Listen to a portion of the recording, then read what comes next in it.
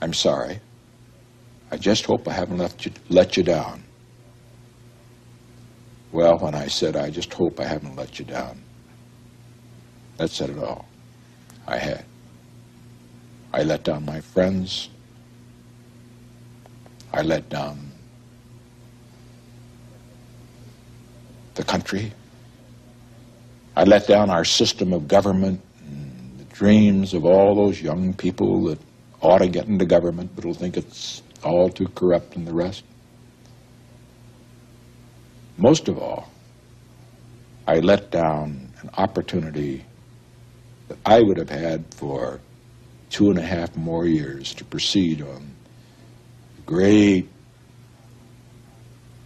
projects and programs for building a lasting peace, which has been my dream, as you know, from our first interview in 1968, before I had any thought I might even win that year.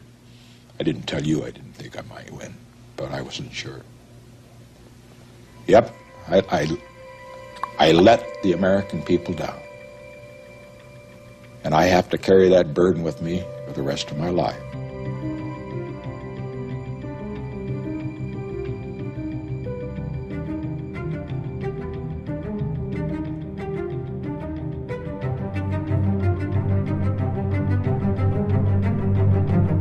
The series of television interviews that took place in 1977 between British journalist David Frost and former U.S. President Richard Nixon was adapted for the stage in 2007 in a play starring Frank Langella and Michael Sheen, and for the cinema a year later with the same actors, directed by Ron Howard and scored by Hans Zimmer.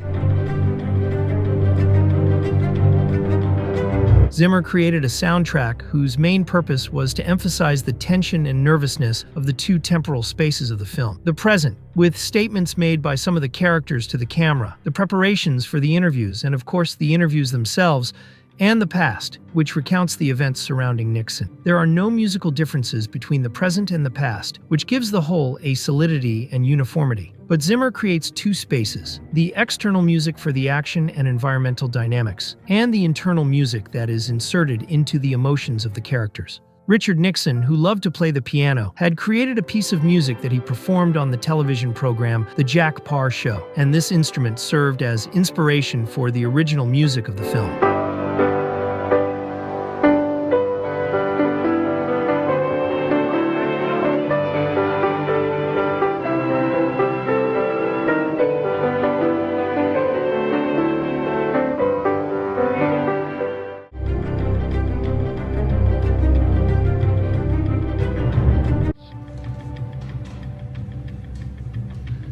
The emulation of a ticking clock serves to underline the impression of nervousness and tension that is present at various moments in the film. 15 seconds, Mr. President.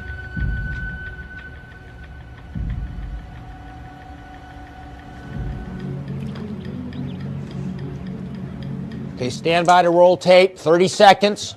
As does a musical motif that makes many appearances, with variations and changes in tone from the beginning. Turns out to be an employee of President Richard Nixon's re-election campaign committee. He is one of 5 persons surprised and arrested yesterday inside the headquarters. Stand by for camera. John Dean, the ex-White House counsel, testified. Tyranny.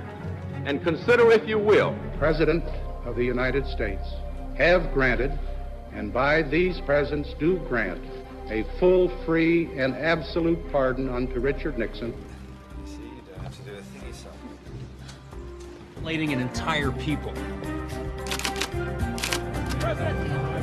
Mr. President! Mao didn't get along, and Khrushchev knew that the chairman would talk to me, no one else. You see, I was the only one.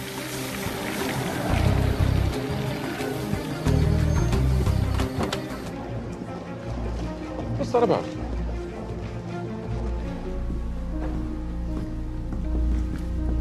Branches of time. Whole careers. Richard Nixon's face, swollen and ravaged by loneliness, self-loathing, and defeat.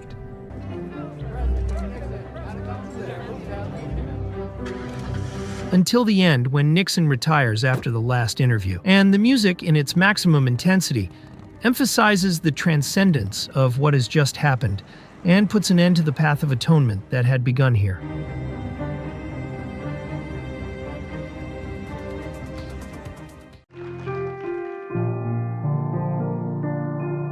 The piano, Richard Nixon's beloved instrument, is the protagonist of an energetic motif associated with David Frost's research and preparation for the interviews. Champagne? No, thank you.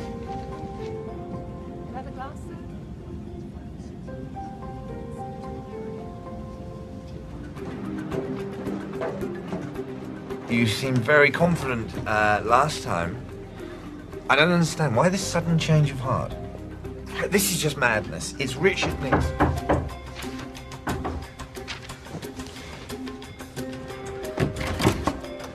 Hey. And also a more intimate one, sounding in a very personal and human moment. It's true, they've dropped the Australian show. Oh, no, David. They felt I needed to reevaluate my priorities. But which also sounds in the most personal and human moment of Richard Nixon, thus connecting them.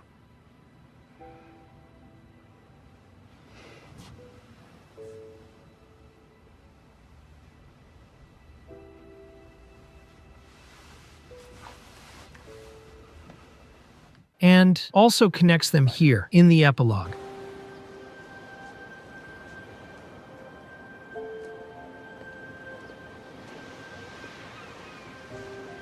And Nixon in solitude, with the Italian shoes that Frost gave him and that he admired so much.